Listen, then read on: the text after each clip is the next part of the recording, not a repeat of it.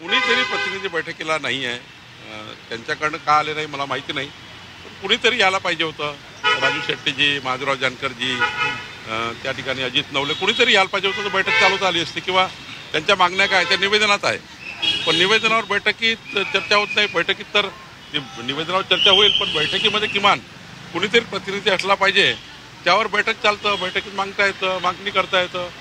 बच्चू कडूची मागणी सरकारकडे आहे. सरकार निर्णय घ्यायला त्या ठिकाणी बैठक घेते आहे. ते बैठकीलाच येत नाही. तर मला वाटतं हे काही योग्य नाही. हे चित्र काही योग्य नाही असं मला वाटतं. पवनकुळे साहेब, अशा पद्धतीने एवढी महत्त्वपूर्ण बैठक बोलावली जाते, रस्त्यावर आक्रोश पाहायला मिळतोय, शेतकऱ्यांसाठी म्हणून वारंवार बोललं जाते. प्रत्यक्षात मात्र मग याला राजकारण म्हणायचं का? कारण ज्या पद्धतीनं वारंवार बोलतात तिथं सगळं दिसतंय, मागण्या करायच्या, मागण्या मान्य करणाऱ्यांकडे यायचंच नाही. मग फक्त राजकीय. आज मुख्यमंत्र्यांनी बच्चू कडू यांच्या विनंतीवर मी स्वतः मुख्यमंत्र्यांकडे बैठक लावली, पुढाकार घेतला. मी स्वतः याच्यामध्ये पुढाकार घेतला की हे आंदोलन शेतकऱ्याचं होऊ नये. कारण आत्ताच पूरग्रस्ताची परिस्थिती अत्यंत वाईट आहे. 32,000 कोटी रुपये माननीय मुख्यमंत्र्यांनी अजितदादा एकनाथ शिंदेजींनी दिले आहे.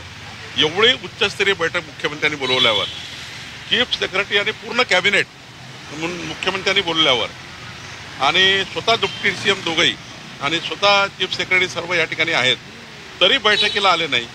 प्रतिनिधी यायला पाहिजे. समजा तुम्ही तिकडे आंदोलनात बसलाय, 4 कोणतरी महादेवराव जानकर आहे, त्यांचं नाव बैठकीमध्ये आहे. त्या ठिकाणी राजू शेट्टी जी आहेत, बच्चू कडूजी या ठिकाणी येऊन जाता आलं असतं. माझं काय म्हणणं आहे, बैठकीला येऊन जाता आलं असतं ना, आंदोलन करत थांबले असते. आता येऊन संध्याकाळी 4च्या फ्लाईटने वापस जाता आलं असतं. तर मला वाटतं की का बैठकीला आलं नाही त्याचं त्यांनी सांगितलं पाहिजे.